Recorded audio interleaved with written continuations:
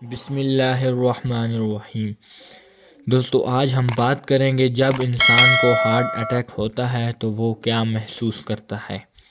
دوستو آج کل بہت سے لوگ ہارٹ اٹیک جیسی خطرناک بیماری کی وجہ سے مر رہے ہیں، جو کہ انتہائی خطرناک ترین بیماری ہے۔ انتہائی خطرناک کہ ایک صحت مند شخص کو چند سیکنڈز میں موت کے گھاٹ اتار سکتی ہے۔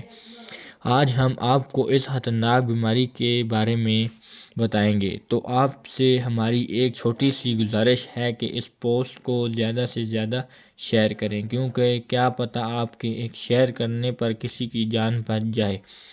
تو چلیں شروع کرتے ہیں۔ دوستو ہارٹ اٹیک دراصل دل کی بیماری ہے، جو کہ بہت زیادہ خطرناک ہے۔